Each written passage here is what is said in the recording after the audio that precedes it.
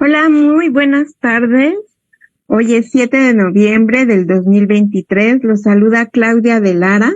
Esto es Caleidoscopio Cultural, uno de los programas del proyecto Chapereaude, apoyados por el Centro de Investigaciones Económicas, Sociales y Tecnológicas de la Agroindustria y la Agricultura Mundial. Aquí en Texcoco, en la Universidad Autónoma Chapingo, les saludamos. Y en este proyecto, ahora colaborando en la conducción de este programa de Caleidoscopio Cultural con nuestros compañeros del Centro de Estudios Genealógicos para la Investigación de la Cultura en México y América Latina. Muchas gracias, Jorge Aguas, que nos acompaña hoy en la conducción, y nuestro invitado especial del día de hoy es Rafael Peralta Martínez, sin quien más adelante nos van a hacer el favor de presentarnos. Bueno, los saludo con mucho gusto y bueno, antes de iniciar este programa del 7 de noviembre del 2023, si me permiten, quiero comentar algunas efemérides importantes en relación a la filosofía. Pues quiero comentarles que el día de hoy, de 1879, nace León Trotsky, revolucionario y filósofo ruso, quien fallecería en el año de 1940. Él llegó a México en el año de 1936, acogido por el gobierno de Lázaro Cárdenas. Encabezó lo que fue una oposición al comunismo. Él era un disidente del comunismo, sin embargo, parte del comunismo. Llegó a México por las gestiones que hizo ante el gobierno de Lázaro Cárdenas, el pintor Diego Rivera, ¿no? También un día como hoy, pero en el año de 1910, nace Demetrio Vallejo Martínez. Él fue activista y luchador social mexicano, impulsado por el Partido Comunista Mexicano y por el Partido Obrero Campesino de México. Encarcelado por el gobierno de López Mateos en Lecumberri durante 11 años, por el delito de sedición. Cuando fue el movimiento de 1968, bueno, pues uno de las peticiones de los estudiantes era la libertad de presos políticos. Se pedía la libertad precisamente de Demetrio Vallejo. Al salir de prisión, Demetrio Vallejo fundó el Partido Mexicano de los Trabajadores junto con Heberto Cartillo y entonces Lázaro Cárdenas. Hoy, después de Demetrio Vallejo, que estuvo también en la Cámara de Diputados, pues lo sucedería Alejandro Encinas, ¿no? Y bueno, también quiero comentarles que en el año de 1913 nace Albert Camus, escritor y filósofo francés, quien recibió el Premio Nobel de Literatura en 1957. Este filósofo, regido bajo la influencia de Schopenhauer, Nietzsche, sobre el existencialismo y el absurdismo. Sus obras conocidas: El hombre rebelde, La muerte feliz, La caída, El mito de Sísifo, El extranjero, La peste y Calígula.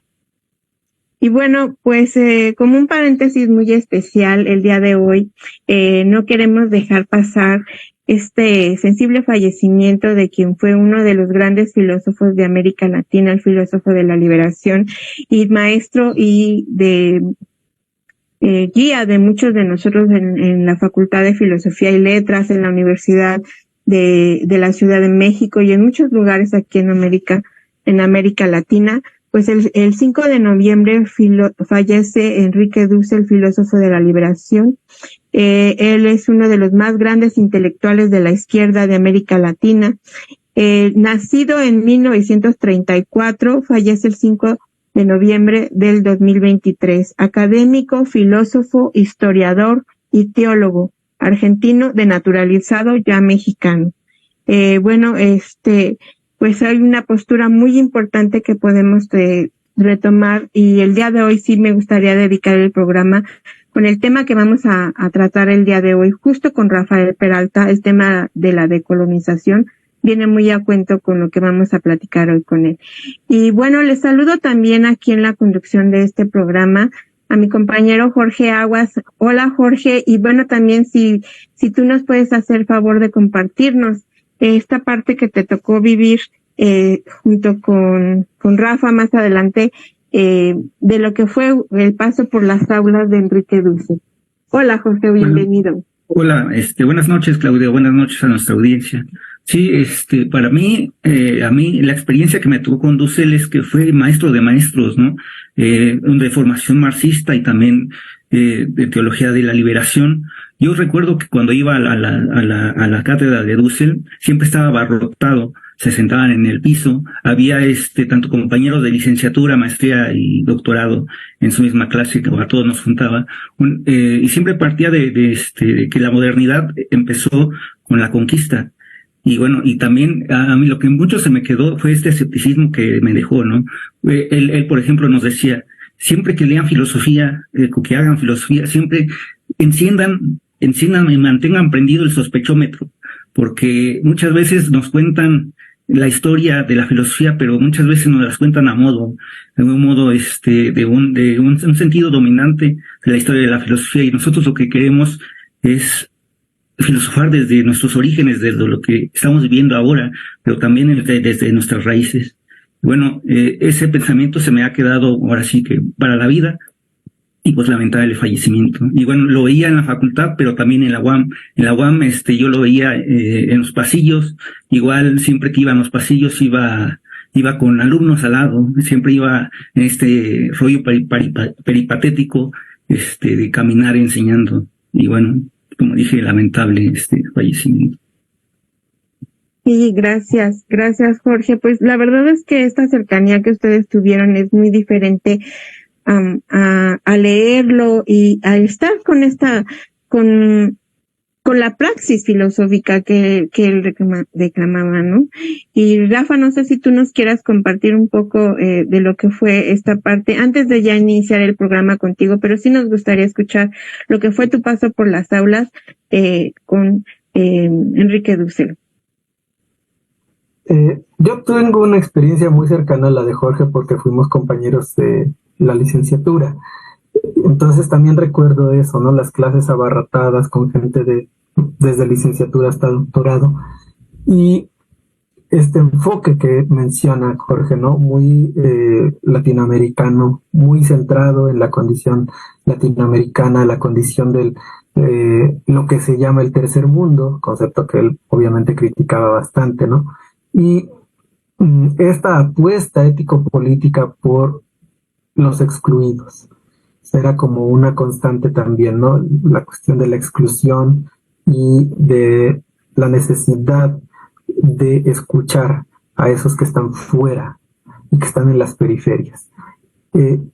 Una cuestión muy anecdótica que puedo contar, pero que me parece interesante, o para mí fue importante en ese momento, fue que había un compañero con el que yo tomaba prácticamente todas las materias, nos poníamos de acuerdo para inscribir las mismas y trabajamos bastante juntos.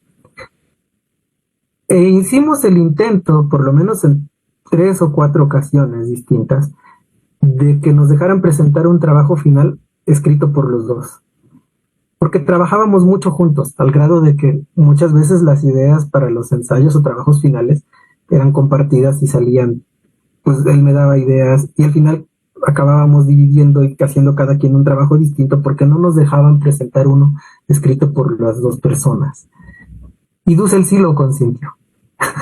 O sea, fue el único que nos permitió hacer eso. Al inicio se resistió un poco, debo decirlo, porque nos vio un poco raro y dijo, ¿por qué no presentan cada quien un trabajo? Y simplemente le dijimos, porque la idea del argumento que queremos presentar la obtuvimos discutiendo juntos lo que leímos. Y entonces consideramos que, pues si lo hicimos juntos y el trabajo ha surgido a partir de la discusión, de la lectura compartida, pues es válido hacer el trabajo juntos, ¿no? Claro. Le garantizamos, eso sí, que no iba a ser un gato por liebre, ¿no? Que no iba a ser un yo lo hago y tú pones tu nombre y ya, ¿no? O sea, fue como nuestra promesa y la cumplimos, no teníamos motivos para no hacerlo, por eso pedíamos el permiso, pero vaya, fue el único que nos permitió hacerlo. Y en ese sentido creo que fue también bastante congruente con el tipo de lecturas y el tipo de temas que él estaba revisando, como estas cuestiones del trabajo, como el trabajo compartido, el trabajo que no es resultado necesariamente de una especie de inteligencia individual extraordinaria, sino de pues, todas las personas con las que nos relaciona. esta puesta en contra del individualismo, etcétera, ¿no? O sea, como cuestión anecdótica, yo creo que eso habla también de el tipo de profesor que era. Ay, muchísimas gracias. Pues qué interesante conocer esto porque esto no lo vamos a encontrar en libros, ¿no? Gracias. Pues ahora sí, pues Jorge, no sé si nos puedas, presentar a Rafael Peralta también, un poco de su reseña curricular y ya para después empecemos a escuchar a Rafa. Gracias, Jorge. Claro que sí, Claudia. Bueno, Rafa Peralta Martínez es un investigador asociado del Centro de Estudios Genealógicos para la Investigación de la Cultura en México y América Latina desde el 2014. Desarrolló el proyecto individual Genealogía del Racismo, dentro del programa de investigación La Formación Cultural de las Sociedades Contemporáneas. Participó en el seminario Imágenes e Imaginaciones de la Cultura y en el proyecto Pantalla y Deseo. En el programa La Ciudad como espacio poético, participó en el Seminario de Poéticas y Retóricas de la Vida Civil y colaboró en los proyectos Poesía y Filosofía Árabe y Filosofía y Poesía en las Ciudades del Renacimiento. Su formación es como licenciado en Filosofía por parte de la Universidad Nacional Autónoma de México con la tesis La Justicia del Dominio, Gobernantes y Gobernados en la Filosofía Política Farabiana. Es maestro en Filosofía por la misma institución, con la tesis Ontologías del Mestizo, que está en juego cuando se habla de mestizaje, y actualmente es candidato a doctor de Filosofía en la Ciencia, también por la UNAM, donde está desarrollando un tema de investigación sobre la manera en que se presentan las diferencias raciales en las novelas del siglo XIX. Justamente con este último tema es su ponencia de hoy. Bueno, su ponencia de hoy se llama Indios, mulatos, negros, viciosos, tontos y majaderos, diferencias raciales en las novelas mexicanas del XIX. Y te damos la palabra, Rafa. Sí, muchas gracias. Tengo ahí la presentación que me dijeron que yo no voy a poder ver, pero supongo que ya estará puesta en la primera lámina. Y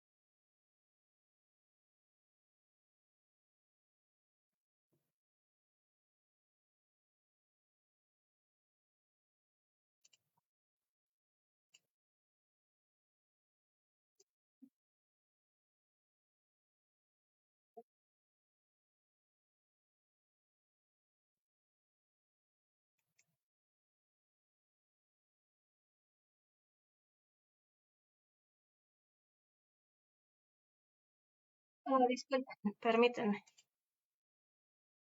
Ay, Dios.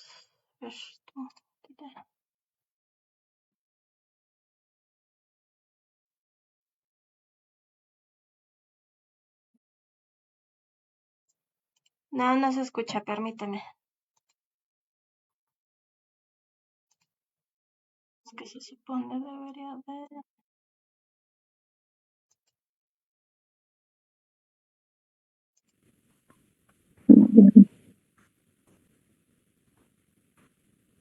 Dice que ahora sí ya se oye. El mío sí. A ver, ¿puedes hablar, Rafa? Para ver si te escucha la audiencia. Sí, claro. Ahí saluda, Sí, por ejemplo, por a supuesto. Rafael, a Rafa Gómez, a Choreño, a Pati Gisper. Y ahí estamos. Qué bueno que nos siguen. Dice que ahora sí ya te Gracias a escucho. todos. Ahora sí, puedes empezar. Gracias a la audiencia, discúlpenla. Ok. No sé hasta dónde hayan oído, pero si quieren puedo volver a empezar porque no había avanzado mucho. Y lo que decía es que el punto de partida de este tipo de investigación, uno de los puntos de partida, tiene que ver con la constatación de que la raza es un elemento central de la manera en que se ha construido la idea de la identidad mexicana, ¿no? Se les decía que conocemos bastante la historia oficial, que nos dice que hay un tipo de individuo que es el mestizo, que generalmente es el producto de la herencia racial española e indígena, que es algo así como el sujeto de la historia nacional, ¿no? O sea, la historia nacional se nos cuenta que comienza desde la conquista y que ahí se juntan los elementos que van a dar después pie a la formación de la población nacional, de una cultura nueva, diferente, etcétera. Y entonces hay herencias tanto biológicas como culturales que se conjuntan allí. Entonces, la raza está en el núcleo de la manera en que se ha contado la historia del país, de la historia de la nación, pero no solo allí, también ha estado presente en las historias que se cuentan en el país, en la narrativa que se ha producido en México. Y se encuentra presente desde muy temprano, desde en el caso específico de la novelística, que es de lo que voy a hablar en estos momentos, está presente desde el Periquillo Sarmiento, que se reconoce usualmente como la primera novela que se produjo en Hispanoamérica, hasta bastante reciente, ¿no? O sea, por lo menos llega todavía hasta Recuerdos del Porvenir de Elena Garro, que se publica en 1963, y todavía un poco después. Y para esta ocasión, para mostrar un poco de esto, me gustaría detenerme brevemente en 3 ejemplos, y entonces me gustaría, por favor, que pusieran la segunda lámina, que van a ser justo El Periquillo Sarmiento, de Fernández de Lizardi, que se escribe en 1816, otra novela de Vicente Riva Palacio, que se llama Monja y Casada, Virgen y Mártir, que se publica en 1868, y el tercer caso del que voy a hablar brevemente es de Tomoshik, la novela de Heriberto Frías, que se publica en 1891. O sea, son 3 ejemplos escogidos como muy ad hoc, están distribuidos en diferentes momentos de la historia, y hablaremos un poco más adelante acerca de las diferencias importantes del contexto en el que estas novelas se producen. Entonces, si pasamos a la siguiente, vamos a comenzar con el caso del Periquillo. Y es interesante observar, por ejemplo, que ya desde el prólogo y dedicatoria y advertencia a los lectores, porque Lizardi dedica su obra a los lectores, porque dice que pues nadie más me la va a auspiciar, nadie me la va a patrocinar, entonces se la voy a dedicar a aquellos de los que va a depender, ¿no? Que son los que la compren. Y si la compran, va a poder continuar, y si no, pues la novela no va a llegar lejos. Entonces, como ustedes son los que me la van a patrocinar, le dice a los lectores, se las dedico a ustedes.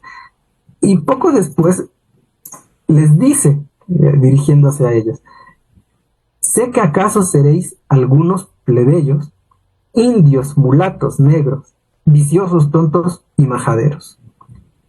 Y aquí sale el título de la charla de hoy. Y entonces, aquí, en estas pocas palabras hay algunas cosas que vale la pena destacar, ¿no? Está la inclusión de los indios, mulatos y negros dentro de un conjunto de grupos estigmatizados por la sociedad novohispana, como son los viciosos, tontos, majaderos. Más interesante todavía, el reconocimiento de que entre los miembros de estos grupos había personas alfabetizadas, porque se está dirigiendo a los lectores potenciales. Tal vez no muy alfabetizadas, tal vez no muy eruditas, pero por lo menos con una instrucción suficiente como para leer la novela que se les está dedicando.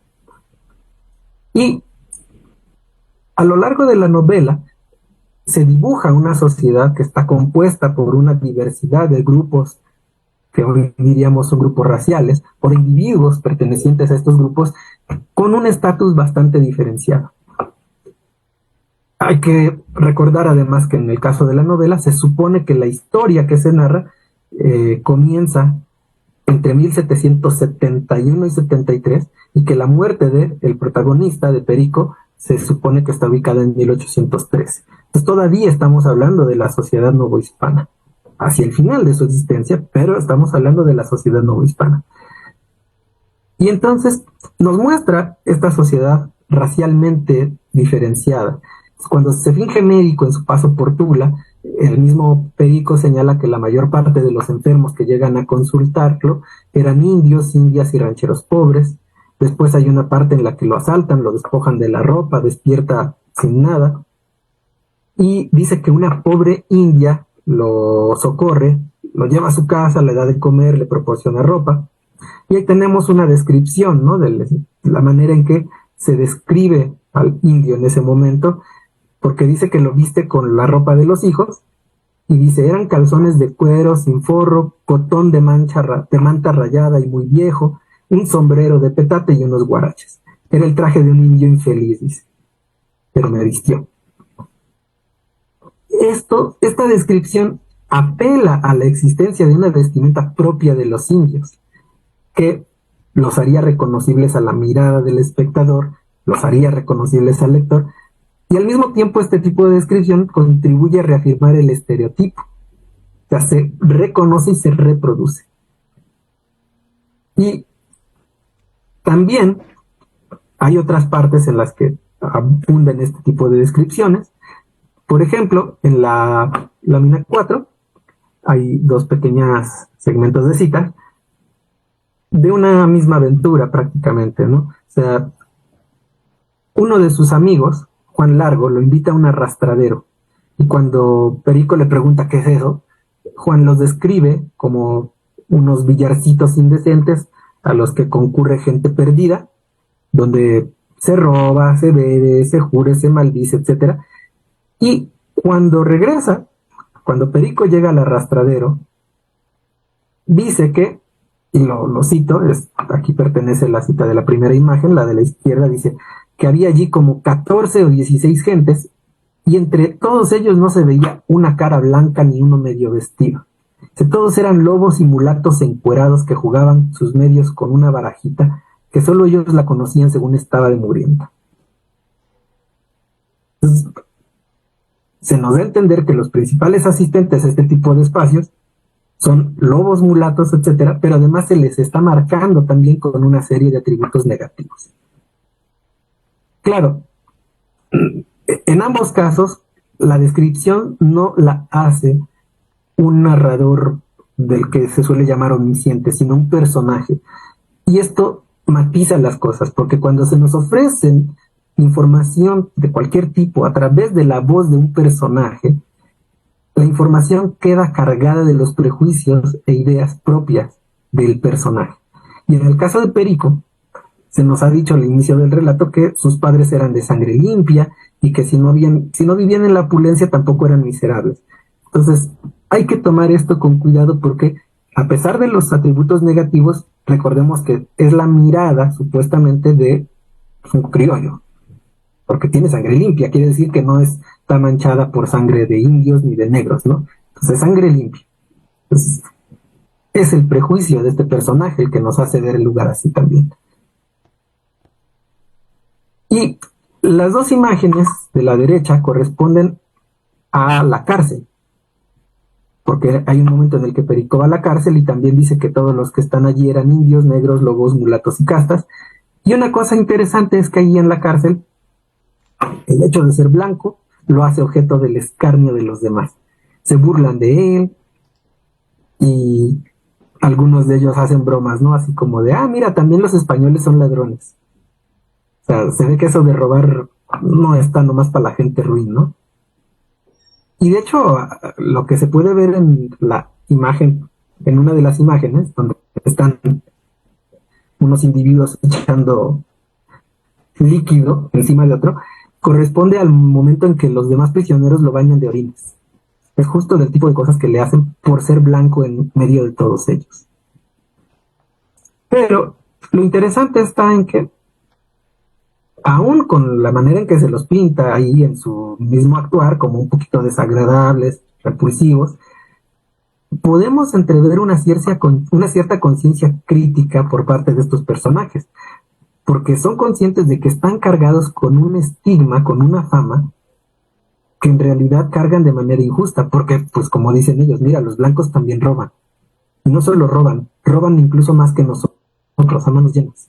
Si nosotros podemos robar y le robamos a un transeúnte y robamos poco, pero estos cuando roban, roban muchísimo.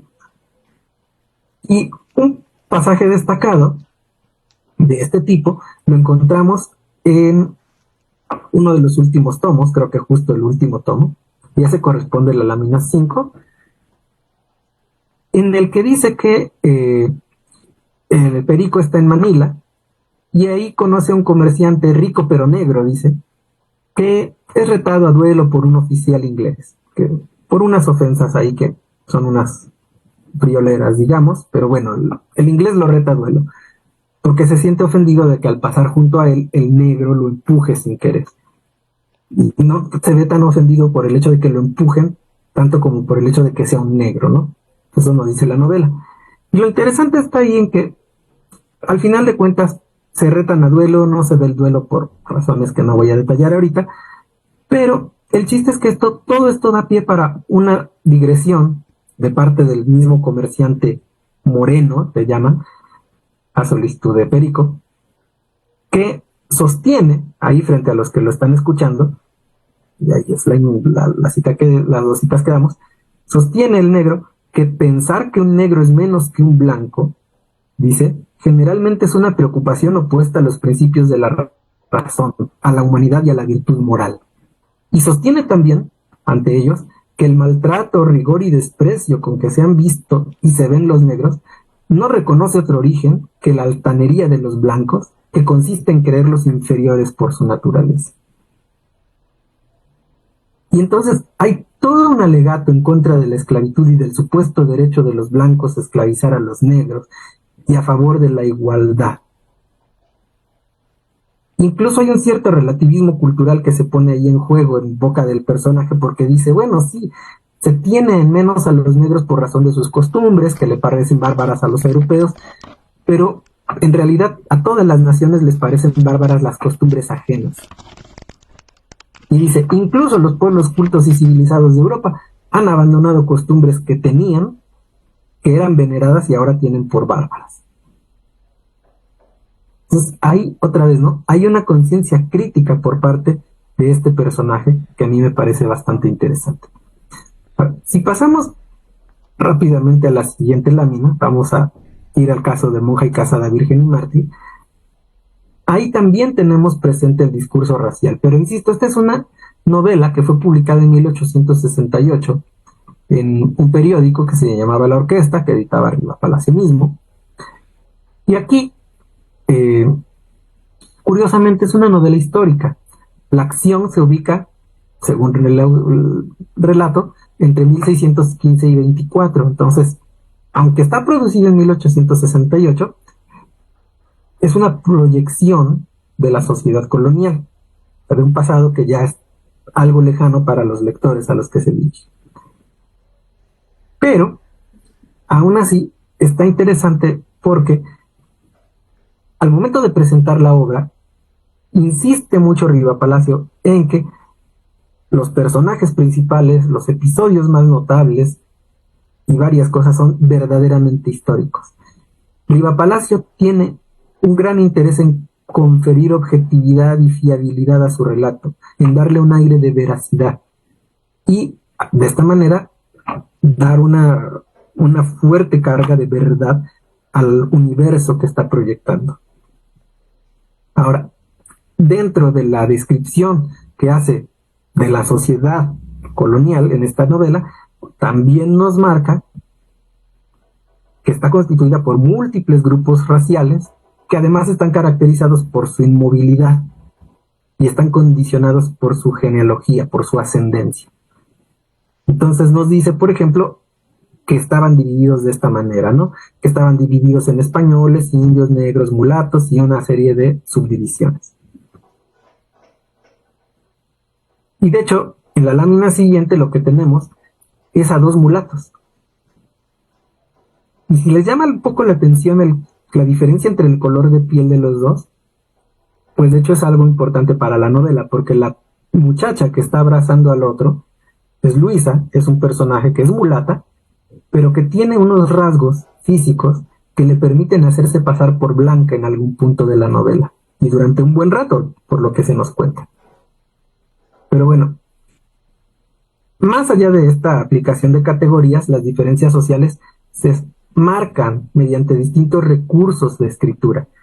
Uno de ellos es el hecho de que se les muestra ocupando espacios distintos, diferenciados. Hay un momento en el que un personaje cruza la alameda, pasa el tianguis y dice que se sale de la traza. Y explica qué es la traza y dice que dentro de la traza solo podían habitar españoles y algunos conquistados de muy alta categoría, y que fuera de ahí es espacio de indios o de no españoles. Entonces, ya con eso el lector sabe que cualquier personaje que aparezca habitando fuera de ese espacio no es español.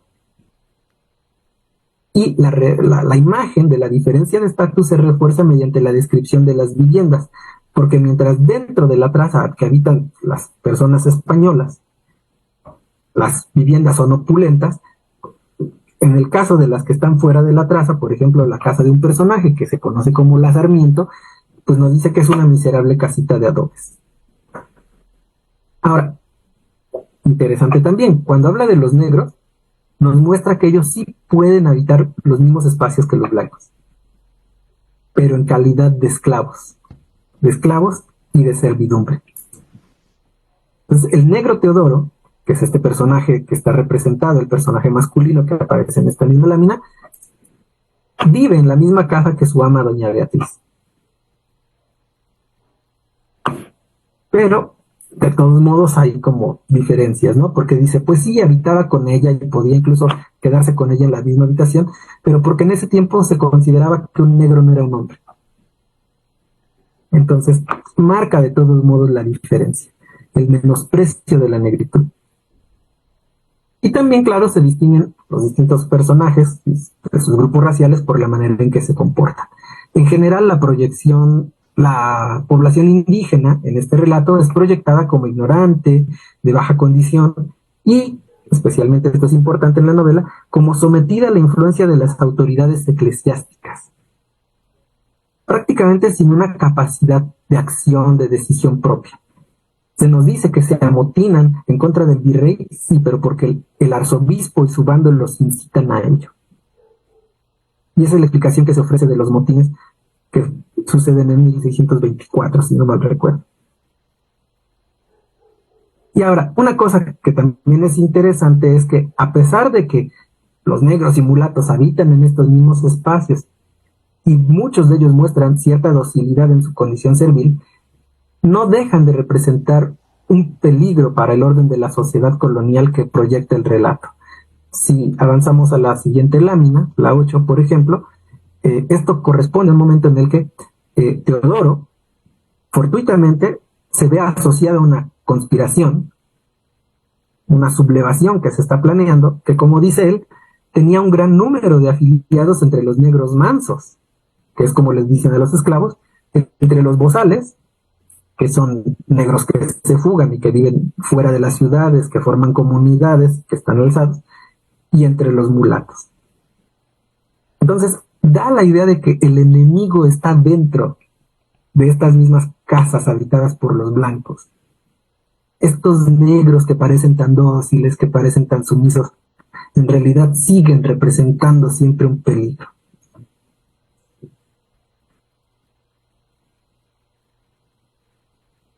Y también, ¿no? A nivel individual hay otros personajes que están racializados que merecen cierta atención, como el Abuizote, que se entiende que es indio, que básicamente es la encarnación de la ausencia de valores cívicos, de valores morales, que solo lo mueve el rencor contra los españoles.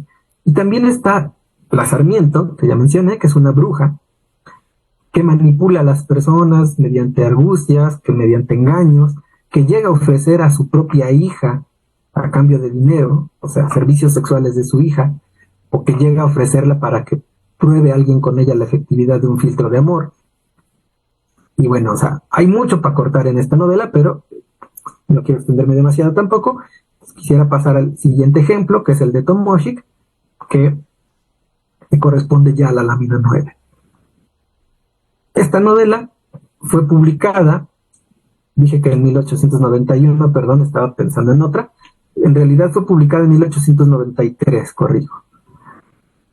Y fue publicada también por entregas en un periódico que era El Demócrata. En la imagen de la izquierda podemos ver la página del periódico, y una de las cosas que resalta es que en realidad Tomoshik, ahí, tipográficamente, de manera visual, se presenta como una noticia más. Y aquí ya el detalle del titular, y podemos ver el subtítulo además, que dice episodios de campaña, relación escrita por un testigo presencial, con aires más bien de periodístico que de novela, y esto también le confiere cierta veracidad, ¿no? Que además crece cuando se posiciona al narrador como testigo de lo que se está relatando. Y en el caso de Tomoshik, también tenemos la manera en que se van marcando diferencias. O sea, el protagonista de Tomoshik es un joven del centro educado en el colegio militar que se ve desplazado a Chihuahua para sofocar una rebelión de serranos. Una rebelión que en los periódicos de la época muchas veces se intentó pintar como una sublevación indígena. Y una de las cosas que dice la novela es que no es una sublevación indígena. Son serranos, pero no son indios. Y eso es lo que hace que cobre también impacto el relato, porque lo presenta entonces como una lucha fratricida prácticamente. Porque estamos peleando contra otros que son iguales que nosotros, pero no tan iguales, como vamos a ver por la manera en que se les describe, ¿no? Entonces, ahí una de las cosas interesantes es cómo la descripción de los espacios y de las personas tiende a marcar la diferencia con ellos, ¿no? La diferencia del hombre del centro, educado, con ciertos estatus, a la diferencia con el hombre de la sierra de Chihuahua, del norte. Entonces, en la página 10, por ejemplo, podemos ver la manera en que se describe el pueblo de Tomoshik y la manera en que se dice que, pues, Miguel Mercado queda prácticamente decepcionado porque son solo unas cuantas casuchas de adobes ahí sin orden, desperdigadas entre milpas, y hasta dice ahí al final, ¿no? Se había imaginado una villa en forma y se encontraba un lugarejo insignificante. O sea, el uso de este epíteto no es una cosa menor, es muy importante prestar atención a este tipo de detalles. Y acerca de las personas, podemos ver que además sí hay descripciones de indios, o sea, se habla de los serranos de una manera y sí se llega a hablar de indios, pero a diferencia de lo que pasa con las otras novelas, no se suele hablar tanto de indios a secas o en general, sino que se van marcando diferencias que son importantes y que obedecen a la cuestión regional. Si pasamos a la siguiente lámina, por ejemplo, vamos a ver la manera en que se describe de manera diferenciada a los apaches como bárbaros, como salvajes, que básicamente lo único que saben hacer es atacar a las poblaciones sedentarias y pues hacer lo que pueden por vivir del pillaje. Y en contraste con los apaches, que aún así son generalmente descritos como un peligro ya conjurado, tenemos a otros. Tenemos a los tarahumaras, tenemos a los de Navojoa, a los Pimas especialmente, que curiosamente aparecen aquí como aliados del ejército federal que está marchando en contra de los serranos. Insisto, si comparamos esto con la versión que se ofrecía en los periódicos, la versión oficial, la versión del gobierno, nos marca un contraste enorme, porque aquí resulta que son indios los aliados del ejército que marchan contra el pueblo. Pero vaya, lo que me interesa resaltar a fin de cuentas es que aquí no se habla de indios en general. Aquí es importante hacer distinciones. Y una cosa interesante además es que hay una especie como de duda en el caso de la novela de Frías. Porque cuando se habla de las características físicas y morales de los pimas o de los... no se cae tanto en la tendencia a presentarlo como algo natural. O sea, como que se está dudando entre presentarlo así o más bien como algo que es resultado de la influencia del ambiente sobre ellos. No es algo que esté dado desde nacimiento, sino que el ambiente en el que viven contribuye a darles esas características. Son bravos, son robustos, son valientes, porque están acostumbrados a vivir en la sierra. Y curiosamente, esto los hace los únicos adversarios dignos de los tomochitecos. El ejército federal no es un contendiente digno de los serranos. Los que sí pueden serlo son estos indios aliados al ejército federal. ¿Por qué? Porque viven en el mismo ambiente. Y esto otra vez tiene un efecto medio ambiguo, porque al mismo tiempo que parece como medio ensalzar la figura de estos indios aliados, también parece como que ir de mérito de la figura de los serranos, porque los acerca a la figura del indio. Bueno, Tomoshik es una cosa bien interesante también. Y no quiero extenderme mucho en los ejemplos, ya creo que estoy casi extendiéndome del tiempo. Quisiera hablar muy brevemente, si podemos pasar a la siguiente lámina, del problema al que esto nos lleva, ¿no? O sea, el hecho es que el vocabulario racial está presente en estas novelas, que son muy distintas en aspectos como el contexto en el que son producidas, porque salen en momentos diferentes. Estamos hablando de que Lizardi le toca vivir el inicio de la insurgencia, le toca vivir también después la consumación de la independencia, pero vaya, está en ese momento. Arriba Palacio le toca más bien la parte de la guerra de reforma, la intervención, el intento de restablecimiento de la república, y después, cuando Frías escribe Tomoshik, que estamos ya en 1893, Díaz está en ese momento ya en la tercera reelección, si no me equivoco, ya es un dictador como muy estable, tiene un buen rato, parece inamovible. Son momentos muy distintos, ¿no? En el caso de la época que le toca vivir a Frías, con todo y todo, se ve como algo más estable que las anteriores. También difieren significativamente en los moldes o ideales estéticos a los que obedecen. En el caso de Lizardi, se dice que el periquillo bebe de la picaresca, aunque algunos comentaristas como María Rosa Palazón Mayoral dice que se trata más bien de cuadernos de moral, y Pedro Enrique Sureña ha destacado el realismo que se encuentra presente. En el caso de Riva Palacio tenemos una novela pues heredera del romanticismo, ¿no? El romanticismo mexicano, que además está totalmente marcada por los recursos propios de las novelas de folletín, de esta manera de publicar novelas que surge principalmente en Francia, que después se extiende, y bebe de los ejemplos de Dumas, de Sue, de Wagner, etc. Y los moldes estilísticos de Tomoshik también son distintos. En este caso, se trata, insisto, de la proximidad de la escritura de la novela con el del estilo periodístico, del periodismo político, además de fines del 19, del estilo del reportaje. Y el otro eje estilístico del que bebe Frías es el del naturalismo, que toma como modelo, de hecho, la novela de la debacle de Solá, lo cual está bastante bien estudiado y bastante bien establecido. Y difieren también en sus propósitos. El propósito de Lizardi es principalmente educar, moralizar. Riva Palacio está llevando a cabo una apología del liberalismo de su momento, en el que él mismo milita, y en el caso de Frías, aparte de que quiere producir una novela tipo Solá, porque lo admira mucho, estamos hablando de una denuncia. Los propósitos son muy distintos también. Pero si pasamos a la siguiente, prometo que ya no tardo mucho, el problema es cómo explicar la presencia, la permanencia, la persistencia del vocabulario racial, a pesar de todas estas diferencias. La respuesta, digamos, realista, medio ingenua, o podría ser simplemente decir, pues claro, hablan de razas porque hay razas. Están simplemente dando cuenta de un hecho que está presente en la sociedad ahí. Y pues como está la sociedad dividida en razas, pues la novela simplemente lo refleja y ya.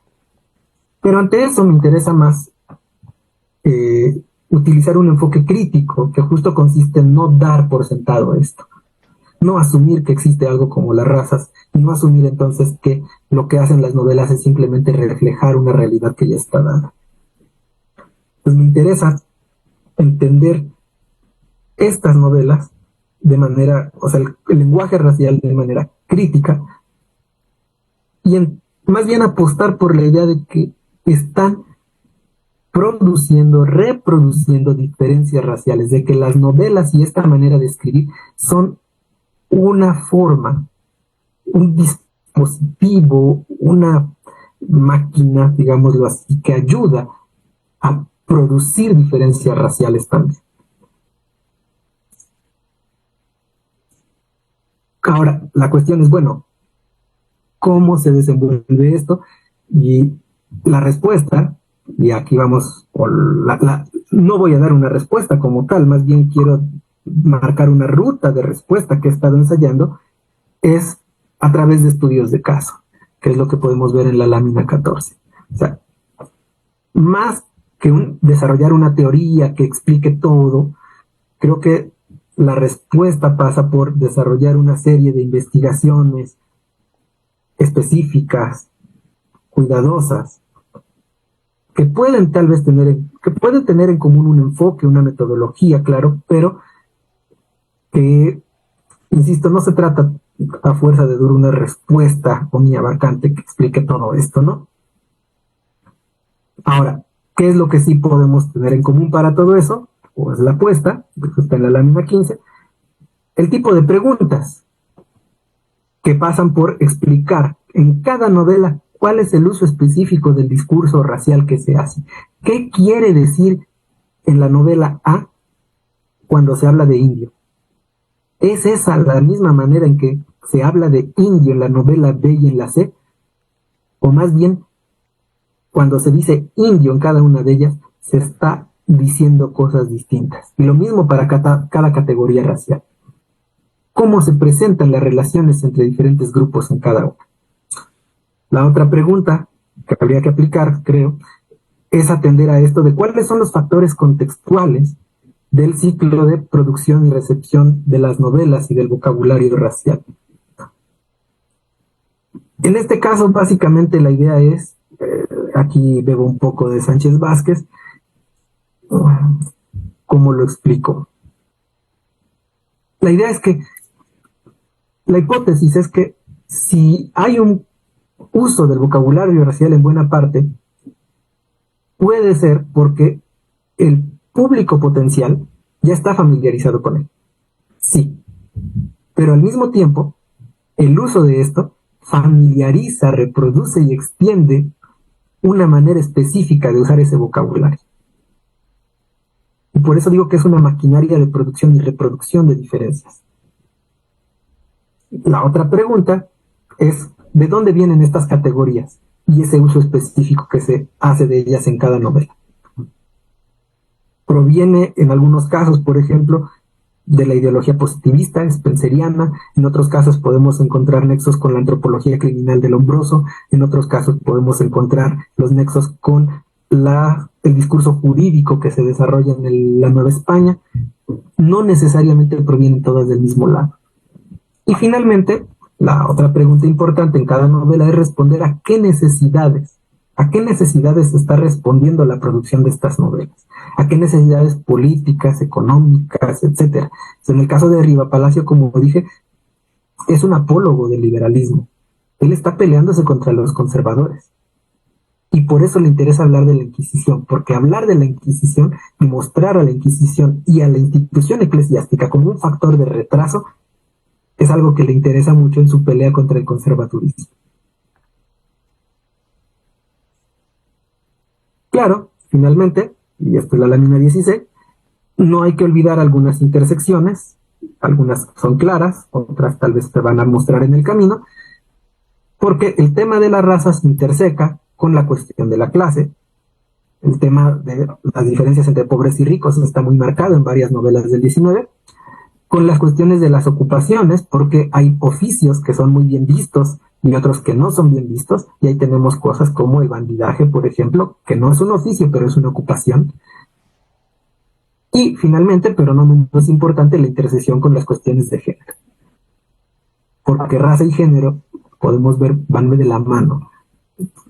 Recuerden el caso de Luisa que les mencioné. Luisa, esta mulata que se hace pasar por blanca, que es seductora, que es engañadora, que manipula a los demás, es un ejemplo, de acuerdo a la moral de Riva Palacio, de cómo no debe ser una mujer, que no debe inmiscuirse además en asuntos públicos.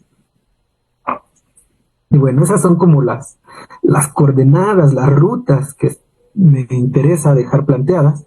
Ya si quieren podemos hablar un poco más de algunos casos más específicos o de algunos detalles de otras cosas, pero esa es como el panorama general del tipo de investigaciones que me he propuesto y que estoy intentando llevar a cabo en estos momentos. Y con esto terminaría mi primera parte de esta intervención. Muchas gracias. Pues, adelante, empecemos ahora sí con todo lo que viene. Muchas gracias, Rafa. Bueno, Rafael Gómez Chorey me pregunta, bueno, un poco ya lo respondiste, ¿no?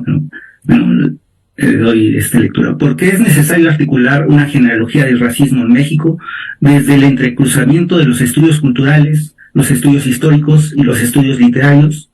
¿No será mejor concentrarse en los estudios históricos a partir del análisis de documentos históricos? Esa es la pregunta. Bueno, sí, creo que ya respondí un poco.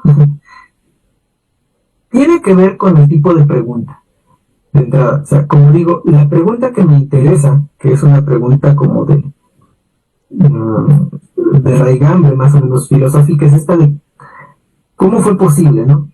¿Cuáles han sido las condiciones de posibilidad de la inscripción del discurso racial en estas novelas? Y claro, la respuesta, creo, para poder ser atendida esta pregunta, no basta, una pregunta que no necesita forzosamente de acudir a herramientas desarrolladas en el caso de los estudios literarios, pero creo que no nos va, esas herramientas creo que difícilmente nos van a agotar la cuestión. Necesitamos también el recurso del contexto histórico y hacer entonces uso de las herramientas de los historiadores y de los trabajos que han desarrollado ellos también, pero otra vez tampoco creo que el estudio puramente histórico nos agote la cuestión de cuáles son las condiciones de posibilidad de cada una de estas novelas, ¿no? De cómo es que se ha inscrito el discurso racial en cada una. O sea, por eso creo que también es necesaria la cuestión o el recurso de las herramientas de los estudios culturales. O sea, en este sentido es una pregunta que intenta ser, una pregunta de partida que intenta ser filosófica, pero que difícilmente se podría responder, creo yo, exclusivamente en el campo de la filosofía o de la literatura o de la historia. O sea, creo que sí requiere un trabajo interdisciplinar.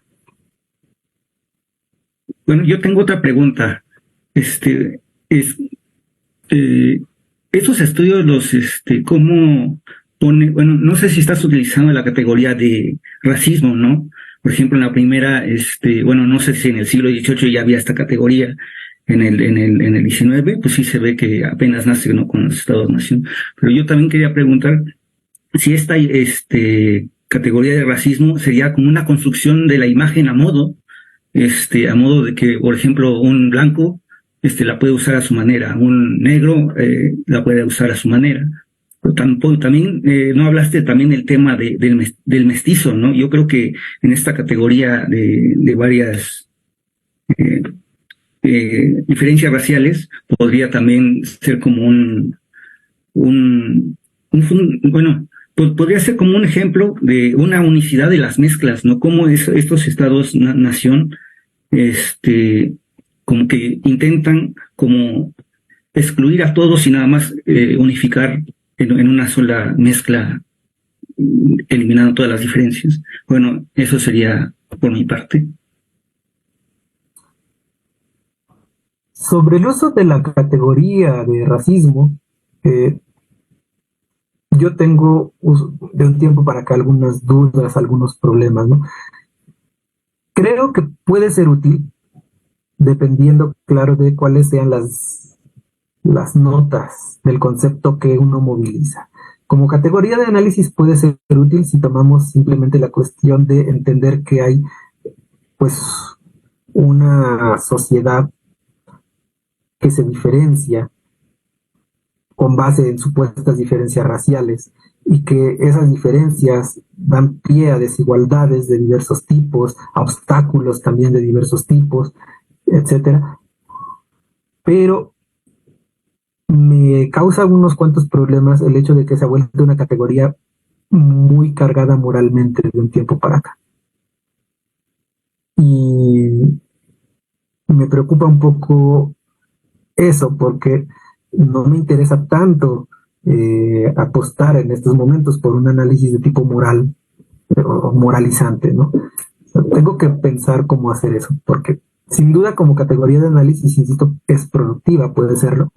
Eso sí, una cosa que no me interesa tanto es andar buscando el racismo en cada lado, en el sentido de que la categoría de raza puede ser movilizada de distintas maneras en diferentes momentos y algunas son, sí, muy propicias para el mantenimiento del status quo, pero también hay que ver que en algunos casos se está utilizando de una manera bastante crítica, como en el caso de Lizardi. O sea, la manera en que este personaje negro se posiciona y avienta este discurso en el que intenta denunciar y explicar por qué a los negros los han tratado como los han tratado en los reinos de España y en otros lados, y dice que no tiene ningún fundamento, etcétera. Insisto, creo que la manera en que Lizardi trata a esos personajes, podemos ver que hay un cierto uso crítico de estas categorías, ¿no? O sea, entonces la categoría de raza y sus usos no necesariamente son racistas. En ese sentido es que tengo algunos problemas, ¿no? Pero también es por eso que no estoy por la labor de buscar dónde está el racismo en cada caso. Es importante decirlo, claro, es importante decir dónde está, pero no me interesa ir a los textos como para decir, seguro hay racismo en todos ellos y entonces mi tarea es mostrar cómo. Ahora, sobre lo del mestizo, que es de hecho la categoría por la que llegué a esto y la que más me ha interesado, una de las cosas interesantes que se pueden ver justo en esto es la manera en que, pues precisamente estamos en unos momentos en los que no se daba todavía por sentado que el mestizo era la figura propicia para encarnar la identidad nacional. Estamos viendo poco a poco cómo se constituye. Y no solo en las novelas, ¿no? O sea, para nada puedo decir que las novelas nos van a explicar todo, ¿no? Hay que ver también las otras cosas que se están moviendo fuera de ellas. Pero justo lo que podemos ver es cómo es que en las diferentes, en las novelas que ubican su acción en distintas regiones, decir mestizo no significa lo mismo. Y entonces, cuando uno lee una novela como la de Eligio Ancona, un yucateco, que se llama La Mestiza, uno puede ver que decir mestizo, decir mestiza, en el contexto de esta novela yucateca, quiere decir algo bien distinto de lo que quiere decir para Ignacio Manuel Altamirano en El Zarco. Para Eligio Ancona, en general, uno llega a la conclusión después de leerla que mestizo es más bien un indio aculturado, un indio pacífico a diferencia de los indios salvajes, bárbaros, agresivos, que están alzados en armas, porque es el momento de la guerra de castas, un indio que vive en las ciudades y que pues asume su lugar en la sociedad como siervo, como peón, como varias cosas. No necesariamente se entiende por mestizo este producto de mezclas raciales, porque por más que Ligia Ancona intenta decirlo en algún momento, decir que sí, es que tienen mezclada la sangre de los españoles con la de los indios, el hecho es que uno ve la novela y la manera en que describe las relaciones entre los grupos, y esa descripción, esa caracterización no se sostiene, porque nos muestra una sociedad muy dividida, en la que básicamente todos están interesados en mantener la división. Difícilmente los mestizos de esa novela, de esa sociedad, van a ser el producto de la mezcla racial. Y en cambio en Altamirano sí. Población mestiza es producto de mezclas raciales. Pero ahí se habla de población mestiza, y dentro de las poblaciones mestizas, un tipo son los mestizos, que ahí sí son estos resultados de la sangre indígena con la española, por ejemplo. Es curioso que en El Zarco, el personaje de Martín Sánchez Chagoyan es mestizo, es prácticamente una especie de paramilitar.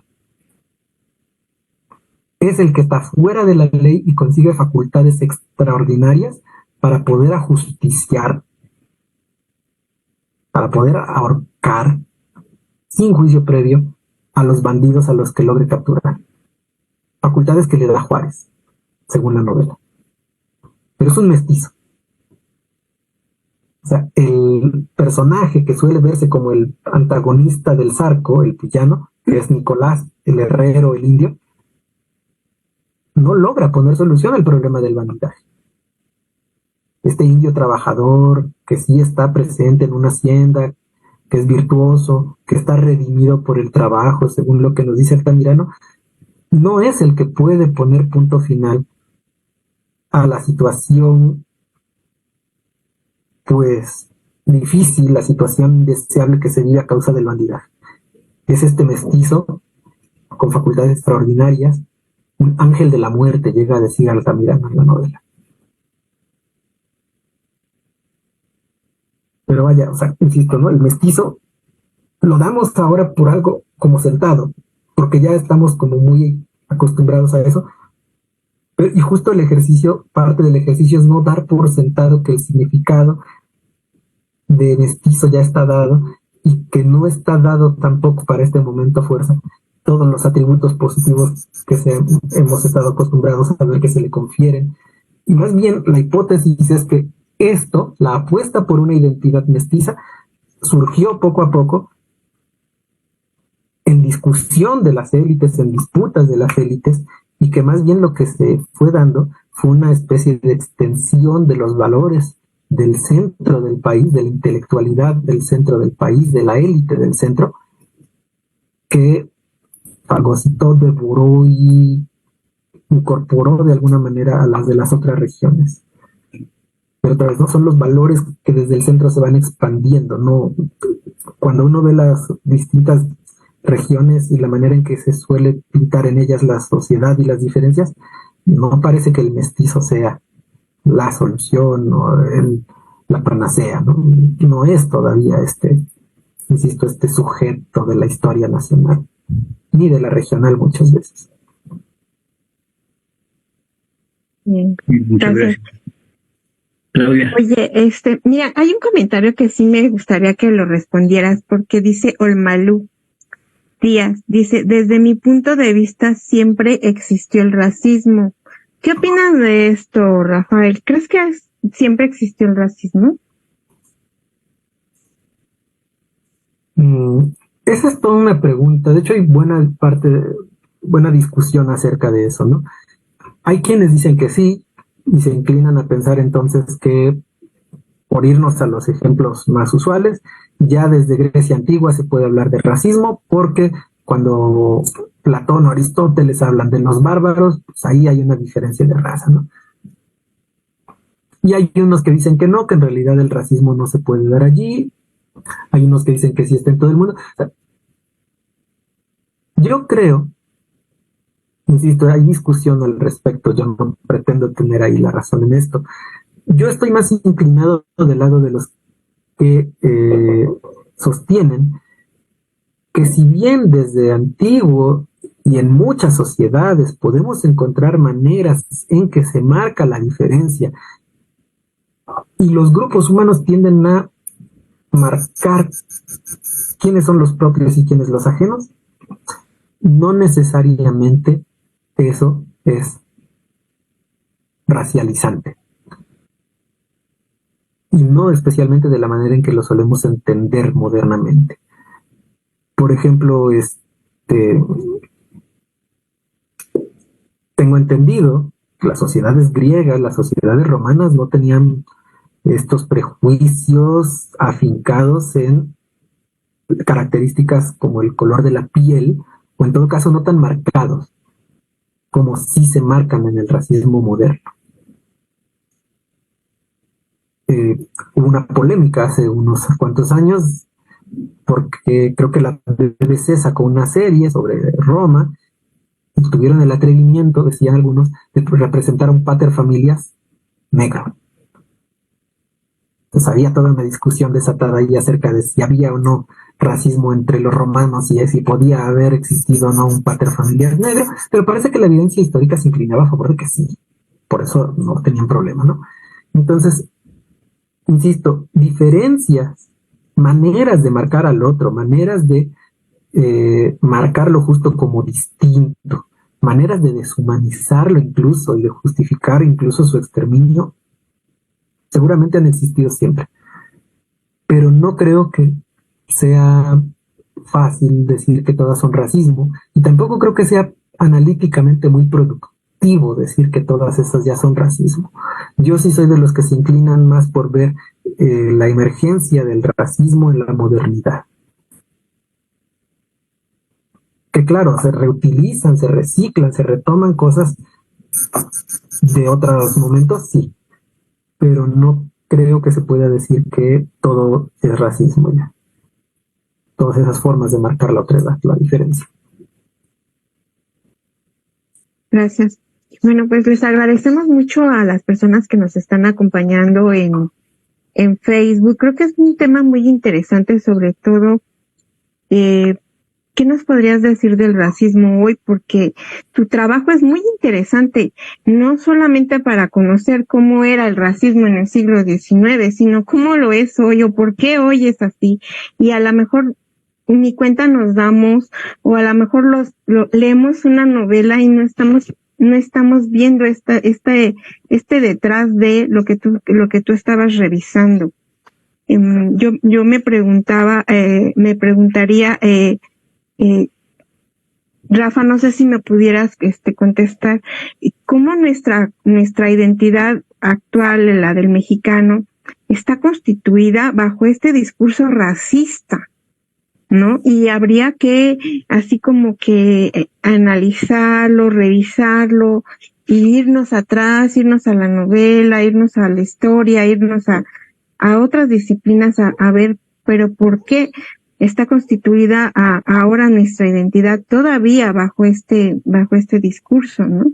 Hace pocas semanas tuvimos a Arturo Montoya aquí y nos hablaba precisamente de cómo los migrantes están constantemente replanteando su identidad como migrantes, el florecer aquí y florecer allá, ¿no? Y es un trabajo que no solamente de los migrantes, sino incluso de nosotros, ¿no? De los que estamos aquí, a lo mejor de cómo constituir nuestra identidad, siendo que mucho de ello hay atributos que no solamente es una cuestión de diferencia racial, sino una diferencia negativa, ¿no? En hablar no solamente, por ejemplo, el título estás hablando de negros, de cuestiones de color de piel, pero también estás hablando de viciosos, de majaderos, de mugrosos,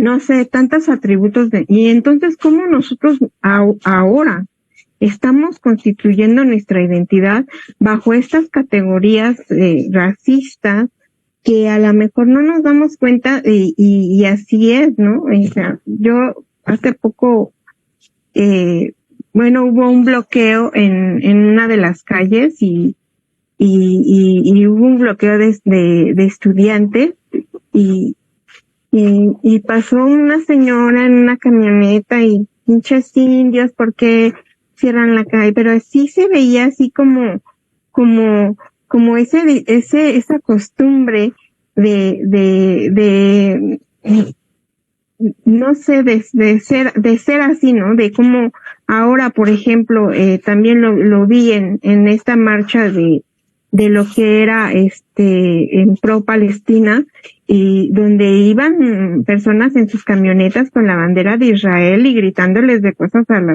las personas que estaban apoyando, pero era una diferencia racial muy evidente y económica también, ¿no? Pero el racismo hoy, ¿no? Y cómo nuestra identidad está constituida bajo ese discurso, ¿no? De que hoy habemos indios, mulatos, negros, mestizos, majaderos y viciosos, ¿no? Y en esta sociedad que constantemente nos han querido blanquear, pero nosotros mismos nos discriminamos y nosotros mismos buscamos blanquearnos, ¿no? O sea, no sé hasta qué punto hablabas tú de que, no sé si me pudieras explicar también esta parte de que el enemigo está dentro, porque, híjole, yo también veo que a veces nosotros mismos consideramos que el enemigo está dentro y que nosotros somos los que nos tenemos que blanquear y tenemos que buscar tener atributos positivos para ser reconocidos como, no sé, a lo mejor la persona que vive en un pueblo, irse a la universidad y estudiar y vestirse y dejar el pueblo, no sé, o sea, cómo nosotros mismos nos estamos queriendo o hemos introyectado en nuestra identidad este discurso racista. Todavía me queda mucho todo esto de no solamente el racismo del siglo XIX, el de las novelas, ¿no? Sino el que hay el día de hoy, ¿no? Y me parece muy importante tu trabajo de investigación, porque es ir a rastrear de dónde proviene este discurso. Gracias. Gracias. De hecho, justo este es el punto de partida, ¿no? O sea, no se trata de una investigación que haya surgido por el puro interés histórico, sino que el punto de partida siempre ha sido, para mí, nuestro presente. Entonces, esto tiene que ver con indagar la manera en que los prejuicios que logran pervivir hasta hoy, estas imágenes que tenemos, este imaginario que tenemos de la diferencia y del qué cosas están asociadas, qué atributos están asociados a cosas como la apariencia, la forma de vestir, o sea, qué atributos morales están asociados a cuestiones como estas, no surgieron de la nada, sino que tienen un cuño bastante viejo y tiene que ver con la manera en que se van sedimentando poco a poco estas ideas, estos significados, estas valoraciones, y la novela básicamente pues va justo contribuyendo a eso. Entonces, el punto de partida es el presente. Y claro, una de las cosas que sí se pueden observar muy constantes es que, apostando o no por el mestizo, lo que sí es claro es que los valores que siempre o usualmente están bien posicionados, los que están bien valorados, la aspiración casi siempre es hacia el blanqueamiento. Eso sí, o sea, se llega a apostar por el mestizaje porque no hay forma de blanquear a todos, básicamente, pero el mestizaje mismo es una forma de blanqueamiento. Y el ideal casi siempre tenemos ahí presente que es lograr la blanquitud, entendida no solo como la blancura física, sino como pensaba Bolívar Echeverría, como un etos. Esta blanquitud entendida, por ejemplo, como una manera de comportarse, de trabajar, de a qué tipo de cosas aspirar, a qué tipo de cosas tenemos que ver. Me encanta en este sentido, por ejemplo, la manera en que esto se puede volver transparente en una novela como la de Manuel Lozada, El Tigre de Álica, escrita por Ireneo Paz, el abuelo de Octavio Paz. Porque ahí yo creo que una de las cosas a las que está respondiendo Ireneo Paz es a tratar de explicar por qué el conservadurismo y el imperio encontraron tanto apoyo en las poblaciones campesinas de la Sierra Nayarita. Así lo podríamos ver hoy. La respuesta que está ofreciendo Ireneo Paz a través de su novela básicamente es decir, es que son indios. Y esa es la explicación. Entonces, el concepto de raza lo está movilizando a él para explicar ese fenómeno, la alianza que se estableció entre las comunidades de la Sierra Nayarita con el conservadurismo y el imperio. Y no solo para explicar eso, sino que también lo está haciendo para intentar ofrecer una salida, ¿no? Es como, ¿cuál es la salida entonces para esto? La respuesta que se me dio entrevé es, pues, exterminarlos, básicamente. O sea, no lo dice explícitamente, pero de manera implícita parece que eso es la que se ve. Y una de las cosas que se dibujan allí es como los modos de vida de estas comunidades son vistos como signos de atraso para la mirada liberal, progresista de alguien como Ireneo Paz, y cómo es que los espacios de la Sierra Nayarita son vistos como algo que vale en función de lo que puede hacerse con ellos en términos de las actividades productivas capitalistas. La Sierra Nayarita para Ireneo Paz está desperdiciada y es una pena que lo sea porque es una región riquísima. ¿Por qué está desperdiciada? Pues porque están estas comunidades con sus modos de vida tradicionales que para mantenerlos se alían con el conservadurismo y el imperio y no permiten el avance de la libre empresa, de la propiedad privada y de toda la serie de empresas capitalistas progresistas que él, con su mirada de liberal del 19, apuesta. Pero eso otra vez, esto, insisto, lo veo por ejemplo con relación con la blanquitud, de acuerdo con Bolívar Echeverría, ¿no? O sea, otra vez entendida como una forma de actuar, como una especie de etos, no simplemente como la apariencia. Entonces, insisto, son toda una serie de prejuicios, de formas de marcar la diferencia, de marcar la otredad, que se van sedimentando, que llegan varias hasta acá y que justo son problemáticas actualmente. Tenía otro comentario, Rafa. Bueno, tú nos hablas de la novela del 19, pero yo creo que también se sigue perpetuando este tipo de narrativas, por ejemplo en Trave, ¿no? En el siglo XX. Ya no es la cuestión bueno, es una cuestión también de razas, porque en las novelas de Trave sus protagonistas son indígenas, pero aquí en vez del español es la clase gobernante, pero también los extractivistas extranjeros. Entonces se sigue perpetuando esto. Y bueno, ese era mi comentario. Hay unos comentarios en el chat, los voy a leer. Balan Wong dice, en el fondo, esto que dices es la normalización de las diferencias. Luna Mágica dice, es la visión de los anormales de Foucault. Otra vez Luna Mágica dice, ¿qué piensas del concepto marxista de lumpen? Y bueno, te voy a leer la otra pregunta. Patricia Gisbert dice, ¿consideras que se puede evitar establecer diferencias entre individuos?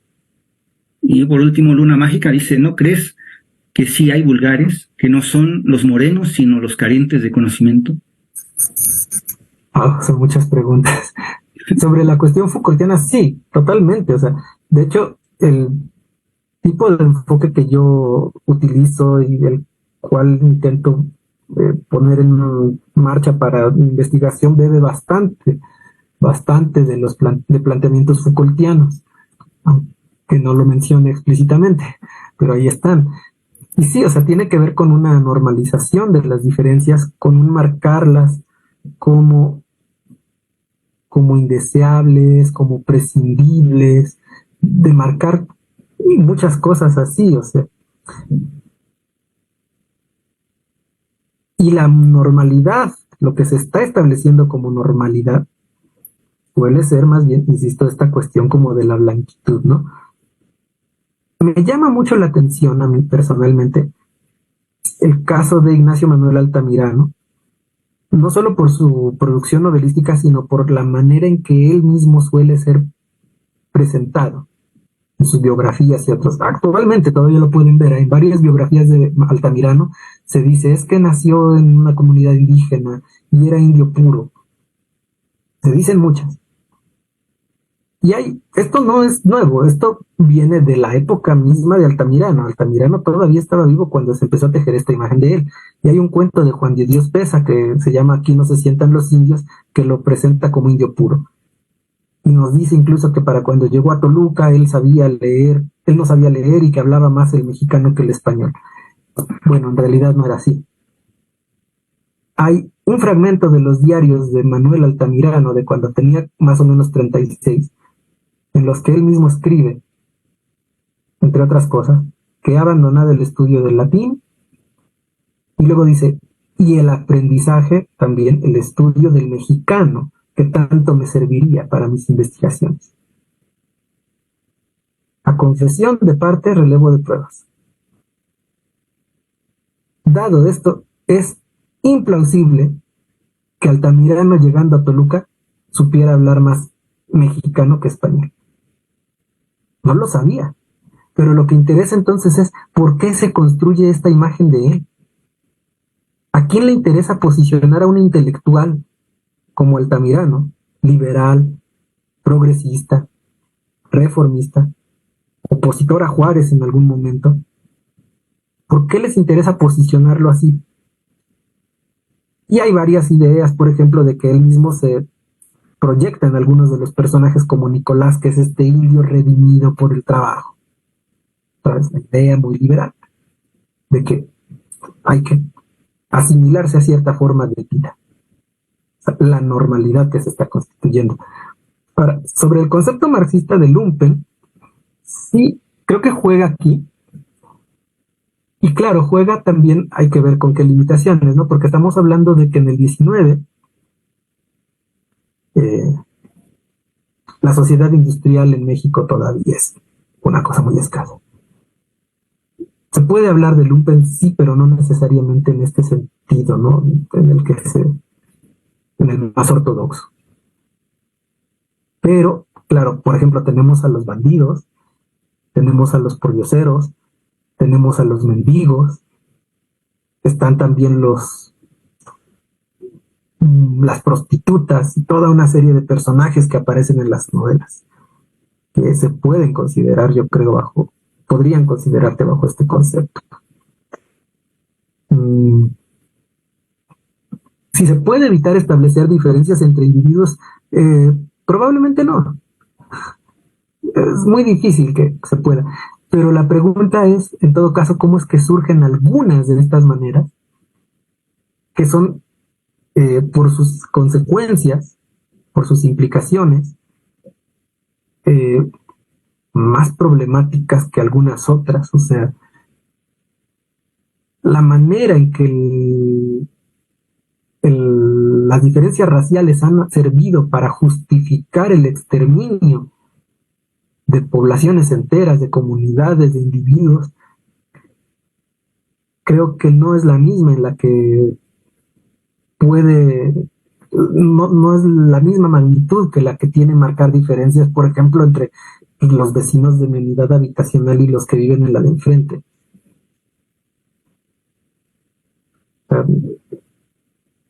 Tal vez es inevitable establecer diferencias, pero hay que ver las maneras específicas en que esto se hace y para qué sirven. ¿Cuál era la otra, perdón? ¿Cuáles otros había?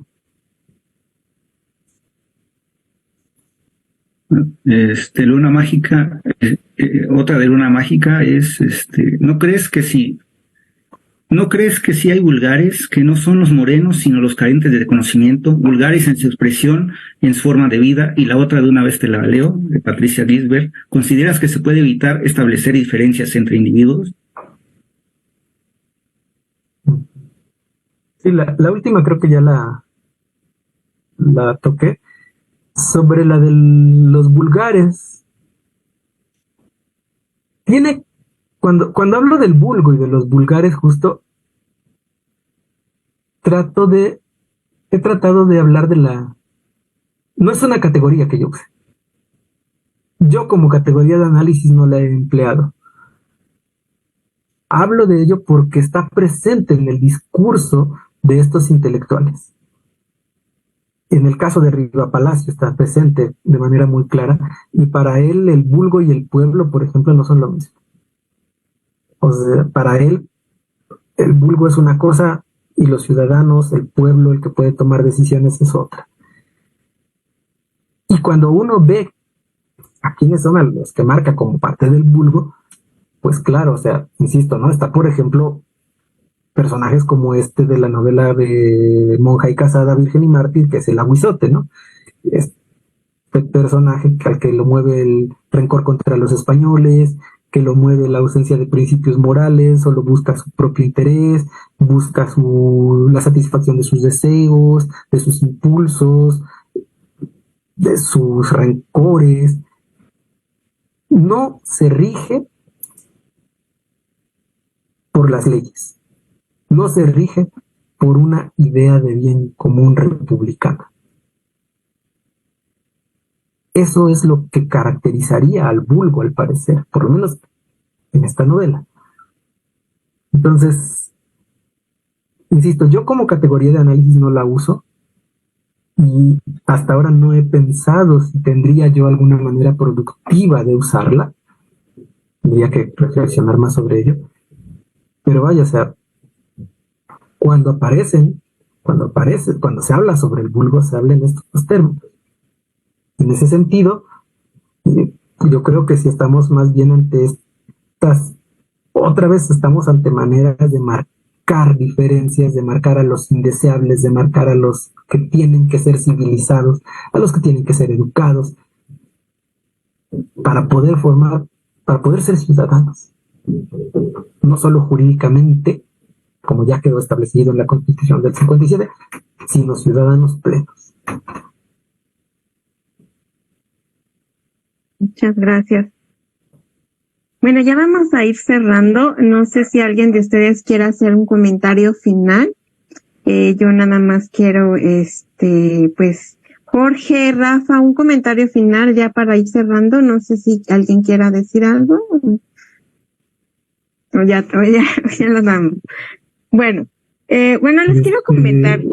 Nada más brevemente, diría que Claro. Para retomar algo que Jorge mencionaba, de cómo es que están presentes en otros lados como Bruno Traven, no solo en Bruno Traven, ¿no? O sea, es claro cómo está presente también en la publicidad de los 50. Cuando uno ve, por ejemplo, la publicidad de cómo es que se estaban construyendo nuevos condominios, unidades habitacionales, colonias, etcétera, zonas residenciales, las imágenes que uno ve son de gente fuera, gente blanca, gente rubia, con coche, con casa y otras cosas. Y nada más, como cosa anecdótica, supongo, no sé si ubican todos a este actor de Luis Felipe Tobar. Sí. Bueno, no sé ustedes, pero yo lo recuerdo usualmente en papeles de malo. La mayoría de las novelas mexicanas en las que lo he visto salía de malo. Y en alguna ocasión me tocó verlo haciendo de un personaje buena onda. Y a mí en ese momento, que era yo chamaco, me desconcertó. Y en ese momento se lo comenté a mi papá, ¿no? Y se me hace raro verlo de bueno. Y justo dijo, es una forma en que se está marcando ahí los prejuicios y las diferencias. O sea, como que tratar de asociar que los buenos son gente no solo con dinero, sino con cierta imagen, y que entonces todos los que estamos así, todos los que son morenos, que son feitos, etcétera, están siendo marcados como malos. Claro. En las novelas todavía, es en la imagen televisiva, que ha recibido muchas críticas la televisión mexicana por eso. Entonces, felicito, parte de esto es ver cómo es que estas cosas no son nuevas, cómo es que se han ido sedimentando estos prejuicios, estos valores estéticos, morales, políticos, etcétera. Cómo nos alcanzan, cómo nos tocan. Y claro, después la pregunta es cómo los podemos ir desmontando. Es lo importante, a fin de cuentas, en la mayor parte de los asuntos, porque otra vez es importante desmontarlos para muchos, porque el montaje de esto ha servido para justificar su exclusión, su opresión, su explotación, etcétera. Bueno, pues muchísimas gracias, Jorge, por tu gran compañía y aquí en la conducción del programa. Y Rafael, realmente fue muy grato platicar contigo tu trabajo de investigación. Y bueno, obviamente estás súper invitado las veces que quieras venir a traernos estos avances, tus nuevos caminos, tus nuevas investigaciones. De verdad, el trabajo que haces es muy valioso. Y bueno, ya nada más me queda despedir el programa con algunos anuncios. Brevemente, el proyecto Chapereaude en la Universidad Autónoma Chapingo está conmemorando los 100 años de Rivera en la universidad con este evento que se va a realizar del 21 al 24 de noviembre en las instalaciones de la Universidad Autónoma Chapingo. Esta actividad se realiza para conmemorar 3 eventos, que son los 100 años de la presencia de la Escuela Nacional de Agricultura, hoy Universidad Autónoma Chapingo, en la región Texcoco. Aquí en Texcoco se cumplen 100 años de esta escuela, que antes era la Escuela Nacional de Agricultura. También un siglo del muralismo mexicano, y con ello también de las condiciones para que el muralista Diego Rivera empezara su obra en la magna capilla hoy denominada Riveriana, a causa de el trabajo estético. Bajo este triple pretexto, el colectivo académico Chaperaude nos complace en invitarlos a la Jornada Internacional Riveriana, que consiste en un coloquio internacional riveriano, un concurso de pintura nacional Sueños Riverianos, un concierto de gala, la entrega de la presea Marte R. Gómez a destacadas personalidades con trayectoria académica y cultural, y la publicación de un libro conmemorativo. Pues pueden tomar todos estos datos, inscribirse al coloquio que está en la página de Chapereaude, y también pues al concurso de pintura. También otro de los anuncios es para mañana el programa 2 Millennium 3, conducido por Rocío Cruz, Pati González, Álvaro Reyes Toski. Bueno, los esperan el día de mañana, igual a las 7 de la noche, en el canal de Chapereaude. Y la próxima semana también los invitamos a otro caleidoscopio. Va a estar Belegui Gómez, que nos va a hablar de qué estudia la filosofía en la música.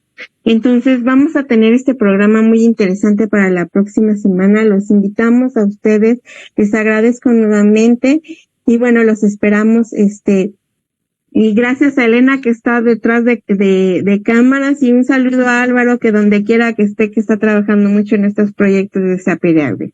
Buenas noches.